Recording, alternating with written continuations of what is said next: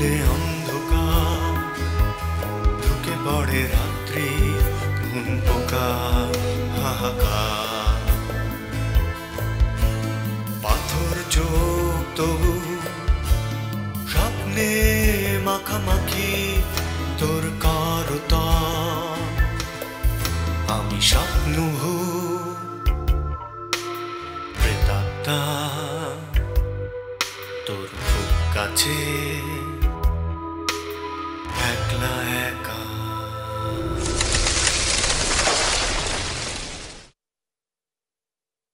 এই জায়গায় আছে আমার সারা জীবনের লেখা কবিতা, বিভিন্ন পত্রিকায় ছাপা হয়েছে, এর ভিতরে আবার কিছু পত্রিকায় ছাপা হয় নাই, বিভিন্ন পত্রিকার পেপার কাটিং ফাটিং যা আছে সব আমি নিয়ে আসছি। প্রায় 4000-এর মতো কবিতা মনে কর আছে। এখান থেকে যেগুলি পছন্দ হবে না সেগুলি মাটির মধ্যে ফালাবি, শুধু পছন্দ যেগুলি হবে সেগুলি রাখবি টেবিলের উপর। এরকম করে অবশেষে 60টা কবিতা শুধু টেবিলে থাকবে, আর বাকি সব থাকবে টেবিলের নিচে। তা তোর এই কবিতা দিয়ে তুই কি করবি? শওকত ভাই বলছে আমার কবিতা থেকে 60টা কবিতা নিয়ে বইমেলাটা বই বের করবে। চলো আমি তোমার বেডরুমে নিয়ে যাই, তুমি ঘুমাও। দাঁড়াও দাঁড়াও দাঁড়াও, দেখি ভাই ওটা তো একটু প্লিজ প্লিজ প্লিজ, আমি ধরতে যাও।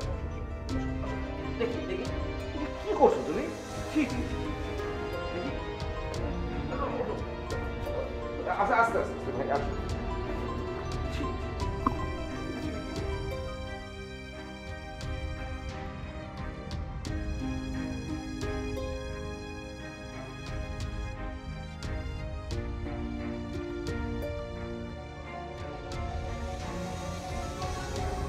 এই সীমানা, সীমানা, আরে শোনো ভাই শোনো, এই যে তুমি এই জিনিস কোথায় পেলে? তোমার কে খাওয়াইলো এই জিনিস? কোন জিনিস? আরে ভাই যেটা তুমি খাইছো। আমি তো সর্দির ওষুধ খেয়েছি দুলা ভাই। ওই যে ওই মেয়েটা আমাকে সর্দির ওষুধ দিল, আমি গরম পানি দিয়ে ঢক ঢক করে খেয়ে ফেললাম। তারপর থেকেই না মাথাটা কেমন ঝিম ঝিম ঝিম ঝিম ঝিম ঝিম। আরে এই সীমানা, এই ভাই তোমার কি ঘুম পাচ্ছে? তুমি ঘুমাও ঘুমাও। ঘুম তো অনেক পাচ্ছে দুলা ভাই, আসেন ঘুমাই। মানে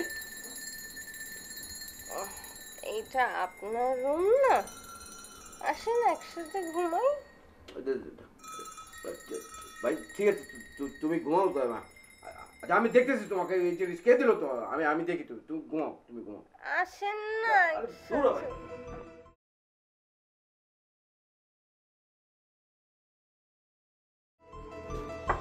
এই সাজ্জাদ, সাজ্জাদ,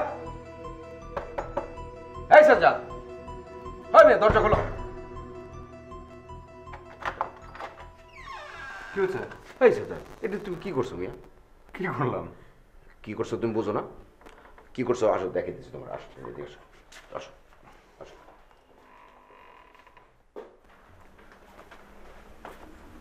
দেখো দেখো মিয়া তুমি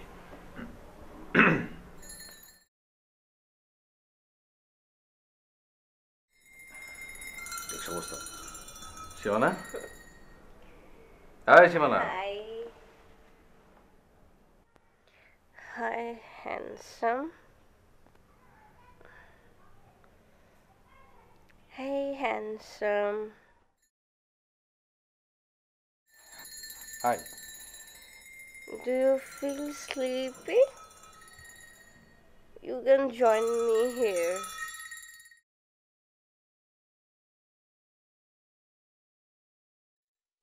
চলো তো ভাই, চলো মিয়া, চলো তো দেখি। তুমি এই মেয়েটাকে কেন মত দিতে গেলা? আর আমি বুঝছি নাকি যে একটু খেয়ে এরকম উদ্ভট একটা রিয়াকশন দেবে? তোমরা না কোনো কিছু যদি তোমরা ভাবো জীবনে, বুঝছো না কেন তুমি দিতে গেলা জিনিসটা? এখন ইলোরা দেশে আসার পর এই মাইয়া যদি বিচার টিচার দিয়ে বসে তাহলে কি অবস্থাটা হইবে একবার চিন্তা করে দেখছো তুমি? আরে আমি কি নেশা করার জন্য দিয়েছি নাকি? মেয়েটার সর্দি লেগেছে, একটু হালকা একটু খেলে ভালো লাগতো, ওর ভালোর জন্যই তো দিলাম। প্লিজ ভাই, আমি তোমার একটা কথা বলি, তোমার হাতে ধরে বলি। তুমি যদি বলো তাহলে আমি তোমার পায়ে ধরে বলতে পারি ভাই। শোনো, আমার কথাটা তুমি শোনো। যার ভালো তার নিজের করতে দাও, তোমাদের ভালো করার দরকার নেই। তোমরা স্পেশালি তুমি কিংবা বাবু, এরা যদি কারো ভালো চায় তার তো ভালো হয় না, উল্টা তার সারে সর্বনাশ হয়ে আচ্ছা যায়। হাসান, হাসান, মাফ করে দেন, ভুল হয়ে গেছে, I am sorry, sorry. America থেকে একটা মেয়ে আসছে, জীবনে কোনোদিন ব্র্যান্ডি জায়গা দেখে নাই, 3-4 প্যাক খেয়ে মাথা করে পড়ে থাকবেন তো বুঝি নাই। একটা মেয়ে এত দূর জার্নি করে আসছে, জেট ল্যাগ ফ্যাট লেগে কাটেনি, আরো কত কিছু আছে, তার মধ্যে তার শারীরিক কন্ডিশনটা একবার তুমি চিন্তা করে দেখবা না তুমি? পাজি কই শারীরিক কন্ডিশন তো খারাপ বলে মনে হচ্ছে না। তাছাড়া ঘুমানোর ব্যাপারে যে আরে আগ্রহ। এই যে, আবার তুমি ফাজলামি করা শুরু করে দিয়েছো। সরি সরি, আচ্ছা জানতো যা। কোথায় যাবো আমি? আপনার রুমে। আমি তো ওকে আমি কি করে যাবো ওখানে? তুমি সীমানা ঘুমাচ্ছে, তোমার কি মাথা খারাপ নাকি তুমি ফাজিল? তা আশ্চর্য, এটা এমন কি একটা মেয়ে যদি আপনার ঘরে ঘুমায়, আপনি ঘুমাতে পারবেন না এমন তো কোনো কথা নাই, তাই না? তো ও তো ডাকছি ঘুমানোর জন্য, জানতো যা। তুমি না শিখ, একদম খোদার কসম তুমি একটা শিখ। তো তোমার মধ্যে কোনো নর্মাল চিন্তা ভাবনা তোমার মধ্যে নাই, সবসময় তোমার অ্যাবনর্মালিটি মেয়ে, তোমার ফাজিল, তুমি একটা মহা ফাজিল, কোথাকার ফাজিল।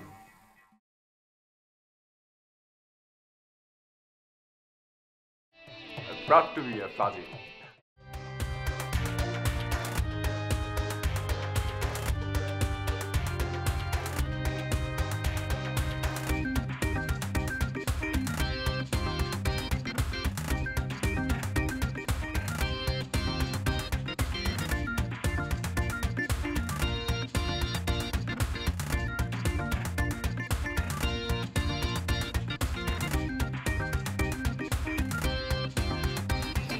কিরে কি করছিস সেগুলা?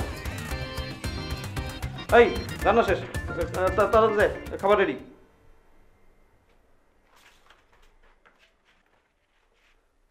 শোন বাবু, পানি খিচুড়ি করছি, আয় খাইতে আয়। খাওয়া শেষে তোর কবিতা নিয়ে বসুন। 100টা থেকে 60টা বাজতে বেশি সময় লাগবে না। কবিতা বাঁচতে হবে না। কেন? 100 কবিতা নাই তো এখানে, গোটা 6 কবিতা পাইছি, যেগুলোর মাইরা গাইটা কবিতা বলে চালানো যাবে। মানে কি 4000 কবিতা থেকে গোটা 6? বাবু হইল কি তোর? নিজের কবিতা নিজেই পছন্দ হইতেছে না? এতগুলো কবিতা নিয়ে বসলাম, নিজের কবিতা নিজের পড়তে গিয়ে নাক চুপ কেমন কুচকায় আসতেছে, বমি পাইতেছে। এগুলো কোনো কবিতা হইলো? একটার পর একটা কবিতা পড়ি পছন্দ হয় না। কবিতাগুলির মনে হয় সব বিবর্ণ কোনো কাগজ। ঘরের ফ্লোর বইরা যায় 4000 ব্যর্থ কবিতায়, মাত্র 6টা কবিতা পাইছি যেগুলো মন্দের ভালো। বলস কি তুই? নিজের ব্যর্থতায় নিজের বমি লাগতেছে, নিজের কাছে মনে হইতেছে আমি একটা হাইরে যাওয়া মানুষ। শোন বাবু, বাদ দে এখন এইসব। সকালে সাজ্জাদ আসতেছে, 3 জনে মিলে পরে বাছাই করুন, ঠিক আছে? আয় ঘুমিয়ে যায়। আমি ঘুমাবো না, থাকুন না, আমি যাবো গা, আমার কিচ্ছু ভালো লাগতেছে না। একা যেতে পারবি নাকি দিয়ে আসুন? ব্যাপারটা আমি টাল নাকি? 4টে মাত্র বিয়ার খাইছি, তুই দিয়ে আসবি কেন? হ্যাঁ শালা, শোন, এই যে কবিতাগুলি আছে না, এগুলো সব পুড়ে ফেলবি। আমার দিয়ে আর কবিতা হবে না, আমি কবিও হইতে পারবো না।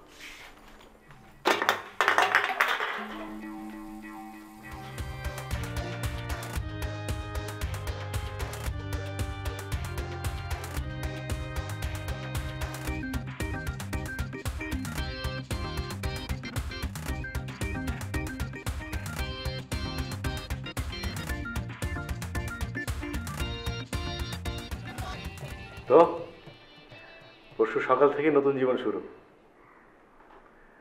কালকে আমি সকালে আসবো, অফিস করবার জন্য নতুন কিছু কাপড় চোপড় কিনতে হবে। সেলিম সাহেব সময় না পেলে প্রয়োজনে আমি নিয়ে গেলাম। ভাইজান, আপনি যে কত বড় একটা উপকার আমাকে করতেছেন, এটা কিন্তু আপনি নিজেও জানেন না। না না, আমি আসলে উপকার করার জন্য কাজটা করতে চাই না। আমি সত্যিই চাইছি জ্যোতি একটা চাকরি বাকরি করুক। আর এই কাজটা জ্যোতির জন্য ভালো হবে, খুবই ভালো কাজ।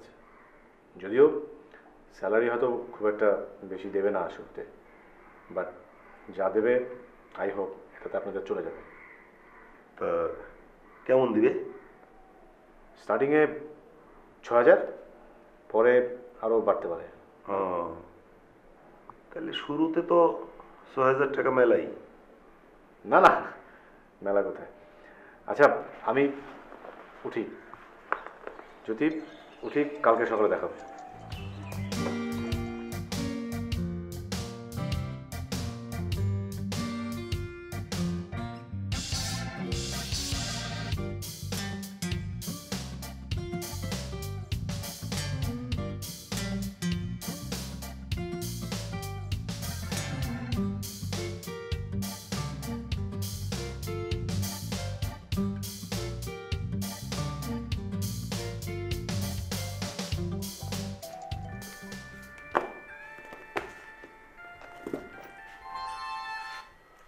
হ্যালো। হ্যালো শকত ভাই। হ্যাঁ শওকত। যদি স্যালারি ব্যাপারে কি ভাবছেন? আগের রিসিপশনিস্টকে তো 3000 টাকা করে দিতাম, তাই না হয় দেবো? 3000? না না শকত ভাই, 6000। তোমার কি মাথা টাথা খারাপ হয়ে গেছে নাকি শওকত? 6000 টাকা ফ্রন্ট ডেস্কের কাউকে কি করে দেবো? তুমি পত্রিকার অবস্থা জানো না? সাবসিডি দিয়ে চালাই। এই সাহিত্যের উপকার করতে গিয়ে প্রত্যেক মাসে কত টাকা লস হচ্ছে তুমি জানো না? না, এই এক্সট্রা 3000 টাকা আমার জোগাড় করা সম্ভব না। আরে বাবা, সাহিত্যের উপকারের নামে নয়, সত্যিকারের মানুষের একটু উপকার করলেন। প্লিজ শকত ভাই, ও 6000 টাকা দিতে হবে, আর টাকাটা ওর ভীষণ দরকার। ও যদি এই টাকাটা পায়, নিশ্চিত ও সুস্থ স্বাভাবিক একটা জীবনে ফিরে আসবে। প্লিজ। না শওকত, এই টাকা আমি দিতে পারবো না। আচ্ছা আচ্ছা ঠিক আছে, আপনাকে দিতে হবে না, আপনি 3000 টাকাই দিন, বাকি 3000 টাকা আমি দিব। কিন্তু ও যেন জানতে না পারে যে স্যালারির টাকা আমি দিচ্ছি। তুমি কেন দেবে? সেটাই যদি বুঝতেন তাহলে আপনার সঙ্গে এত কথা বলা দরকার ছিল না আমার। আর খবরদার, যদি যেন জানতে না পারে ওর স্যালারির ব্যাপারে আমি হেল্প করছি।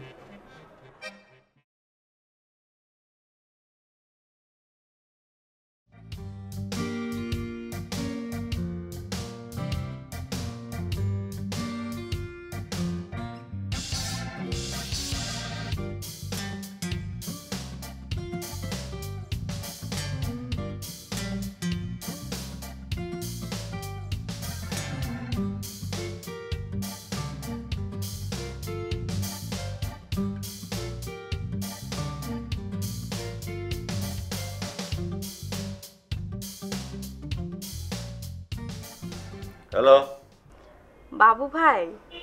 ওই ফোনটা রাখো, মন খারাপ। কেন? আমার দিয়া কবিতা হবে না, এই সহজ সত্যটা মারাত্মক জটিল আকারে আমার মাথার মধ্যে উপস্থিত হচ্ছে। কি যে বলেন না আপনি। দেখো মেয়ে, তোমার সাথে প্রেম করতে রাজি হয়েছি, তার মানে এই না তুমি আমার রাতের ঘুম নষ্ট করবা। আচ্ছা শোনেন, শাফকাত ভাইয়ের সাথে কথা হয়েছে, উনি না রাজি।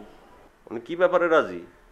ওই যে একটা মেয়ে আছে না জ্যোতি, ওর সাথে পরিচয় করিয়ে দেবো তাই। থ্যাঙ্কস গড, আমি ভাবছিলাম তোমার সাথে প্রেম করার ব্যাপারে রাজি, তুমি বাঁচাইলে আমারে। দূর, তুমি যে কি বলো না। আই নো, আমার এখন একটু ঘুমাইতে দাও। আমি নতুন একটা সিদ্ধান্ত নিছি, এখন থেকে আমি আর কবিতা লিখবো না, গদ্য লিখবো। গদ্য লিখলে পয়সা আসবে।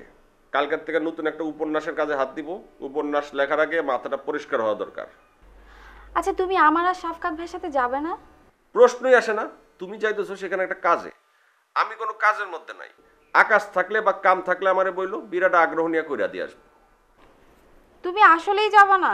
তাহলে কিন্তু আমি সত্যি সত্যি শাফকাত ভাইয়ের সাথে প্রেম করব। তোমারে আর শাফকাতের দুজনের ধইরা খুন কইরা কিন্তু আমি জেলের ভাত খাবো বললাম। সত্যি? ওই প্যাস প্যাস করো না তো, ফোনটা রাখো। 3-4টা বিয়ার খেয়ে মাথার মধ্যে মাল উঠছে, এখন নেশা ধরছে, কিন্তু বাসার মধ্যে মাল আর নাই। এখন ঘুমাই দেবো, ঝিমঝিম করতেছে মাথা। মাল মানে কি? মাল মানি বোঝো না তুমি? মদ। তুমি মদ খাও নাকি আবার? অবোধ শিশু, কিচ্ছু বোঝে না। ফোনটা রাখো তো, ফালতু পেঁচাল আমার ভালো লাগতেছে না।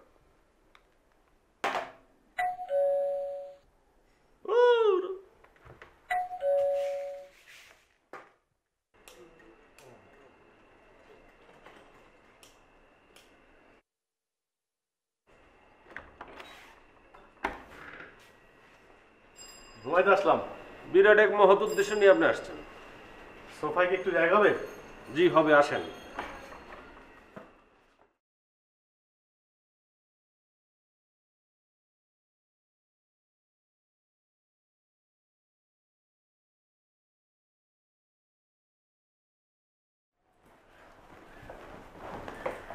এই, তোর এক বন্ধু ফোন করছিল। জানি। সেক্স ওয়ার্কারকে নিয়ে কাজ করতে চায়। জানি সেটা। নতুন কোনো খবর থাকলে বল। নতুন নিউজ একটা আছে, তোর যেহেতু ঘুম পাইতেছে তাহলে নিউজটা আমি দিতে চাইতেছি না। দিস না, ঘুমা। ঠিক আছে, তুই যখন ঘুমাবি তাহলে নিউজটা আমি একলা একলাই খাই। একটা বোতল আনছিলাম।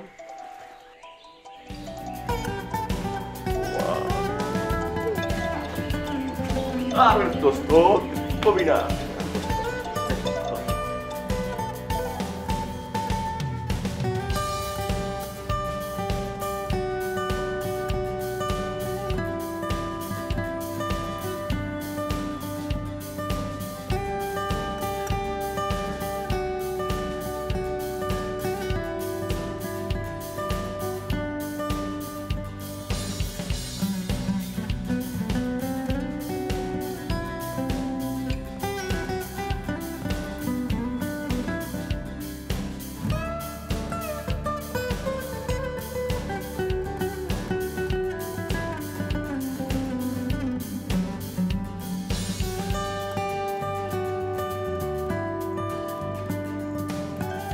হ্যালো। মা ভালো আছে দীপা? দেখো, মার খবর নেওয়ার জন্য তো তুমি আমাকে ফোন করোনি, তাই না? কি বলবে বলো। কালকে কখন আসতেছো? জানি না। সকাল সকাল একটু চলে আসো, ঠিক আছে? কেন? না মানে তুমি না থাকলে বাসাটা কেমন ফাঁকা ফাঁকা লাগে, বুঝছো? তাই না? নাকি তোমার বন্ধু সাজ্জাদ তার বউ নিয়ে আসবে, তাদেরকে রেঁধে ভাত খাওয়াবার কোনো লোক নেই, সেজন্য আমার ডাক পড়েছে, তাই তো? তোমার সাথে কথা বলাই না বিপদ, খামাখাই তোমার আমি ফোন দিছি। কেন, আমি কি ভুল কিছু বললাম?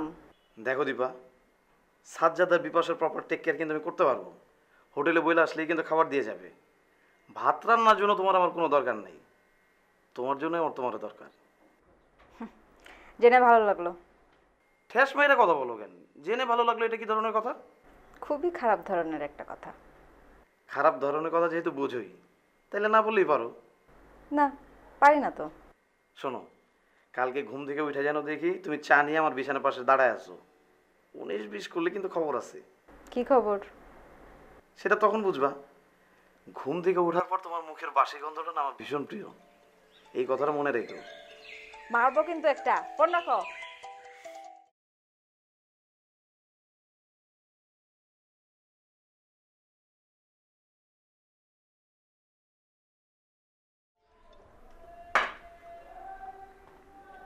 দোস্ত, পকেট একদম খালি, কিছু টাকা দে না।